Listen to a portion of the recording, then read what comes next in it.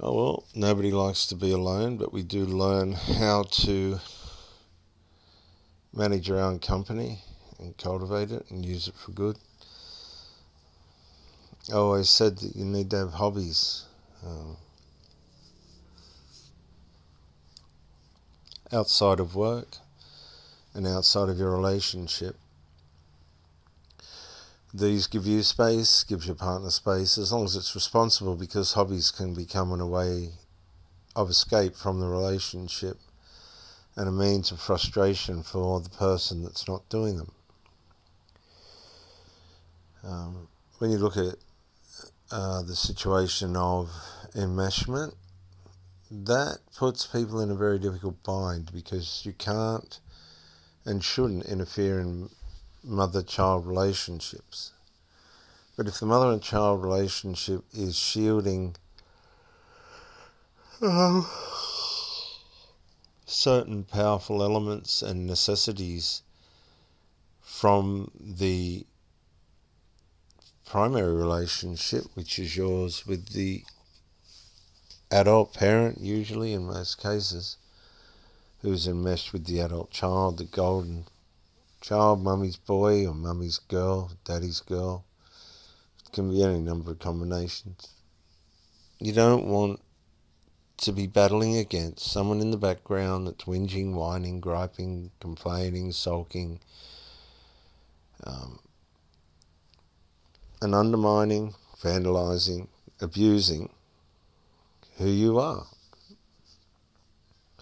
Now, this hostility is usually covert. You won't know it's happening, but it is. Then you'll start to see overt signs. You might cook a meal, no, not good enough, or it should have been done this way or that way. You'll start to see that this particular person's going to have chops when everyone else is having sausages. They're going to have pasta when everyone else is having salad. They're going to have soup when everyone else is having noodles. It goes on, and these people can't help themselves. They just have to be outside the group. Now, because they have this mentality, what could you say, partial mentality, because they'll mix with people that suit them and won't mix with people that don't. Which is fair enough as well, because you don't have to mix with people you don't want to, but if they're trying to be an asset to your parent's life or your child's life, and you're going to allow yourself to interfere or someone else to interfere in that, then you're doing it at your own jeopardy. Sometimes a lot of people like to use the hostility and vehemence of somebody else in the family to push the person that they're seeing away. It allows them to escape a deeper level of the relationship. They'll start to work on tolerance of the person that they're with, hoping that they'll possibly start to give in. That will give these ones more room, which is what they want. They don't really want the close, tight style of relationship, which could conflict with you depending on what style of relationship you want. A lot of people don't want to be second guessed or second fiddled in their personal private relationship, and enmeshment is going to do this whether you want to see it or not. Enmeshment is going to bring to your relationship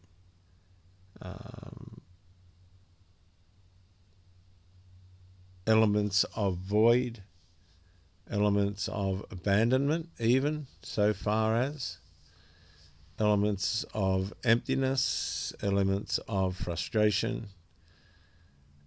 This is what it does, because it keeps grasping at areas that belong within your relationship. This or other relationships crossed over boundaries. There haven't been any. this is still going on in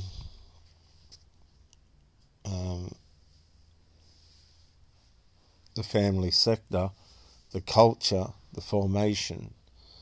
And it was happening before you come along, it'll happen after you go. This is where you've got to laugh to yourself. You have to stop and laugh to yourself and say, okay, I saw all this, I knew all this, I was on the end of all this, and now everybody moves on. They all move on.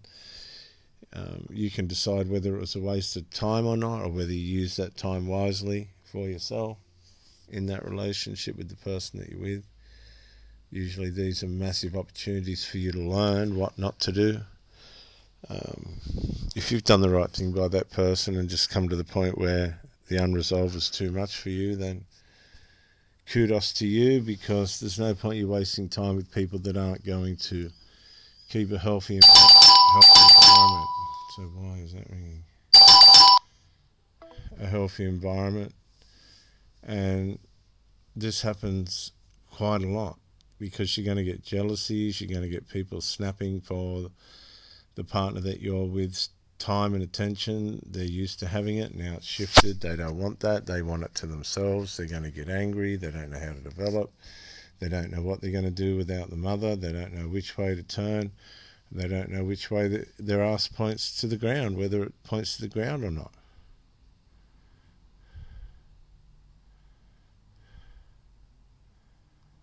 They don't know, because they've become enmeshed and dependent on somebody that they shouldn't. This is deceptive, it's misleading, it's misguiding, it's abuse, it takes people off track, it takes effort out of the spirit of a person because they rely on people that make it easy for them. This makes it easy, what appears to be easy for everyone, but it's not. No, it's not. It's hard, because now you're disenabling people that you care about. This is what they do.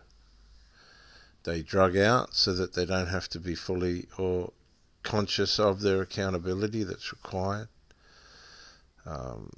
They'll take alcohol. They'll always be whingers and whiners and tattletales and sulking about this and sulking about that. And a lot of these people have trouble getting partners and hanging on to them, because unless they're willing to be used, people won't tolerate that kind of approach, supply approach to a relationship.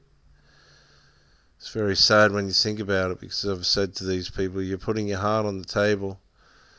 I'm willing to, offer you something here, and I'm sure you're offering me something, but if it's not productive and reciprocal, then you're just a form of supply. Okay, that's all you are. You're not of any value. And you'll find this out when you really need the issues resolved, and they're not being resolved. They're being ignored. Nobody wants to do anything about them. Nobody wants to fix any of the problems. And so they know things are wrong, they know things aren't right, and they're coming and going at their leisure. This brings, again, antagonism. See, this is antagonism in the spirit realm, because our spirit does have standards.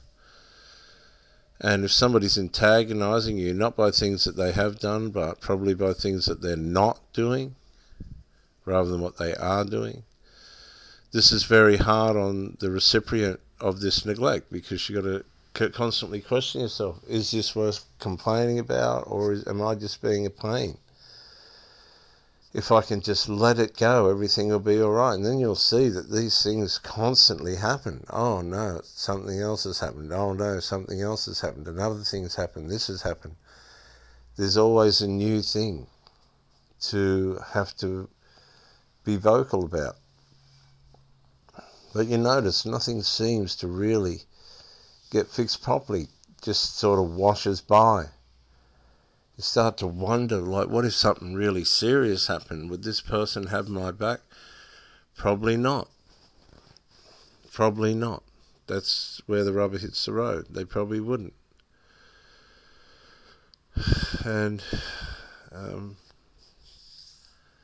that's going to hurt, because you're with somebody that really isn't going to stand for you anyway. That hurts. It's really going to hurt. And if you're that type of person, then you need to let the person know, I want you just as a form of supply, of emotional supply. I don't want to build anything with you or be anything with you. I just want you as a form of emotional and intimate supply. Though these people can come in for money, they can come in for somewhere to stay, they can come in for pedestalism, they can come in for all sorts of stuff. But you have to be aware that you're not being sucked in by one of these vampires. They're used to it, they've practiced it, they know how far they can push. What they don't know is where your tolerance says no. They'll keep working around you until things coming close to an end in terms of a job. And as the job starts to end, so does their connection with you, but they maintain their connection with their enmeshed family members. You were always an outsider. You were never in the inner circle. They never were going to receive you there. You had a bit of a view of what that was like. You weren't welcome. That was the end of the fantasy right there, and you chose to stay when you should have left. Many of you have spent decades with the wrong person and have ended up with the scars to prove it.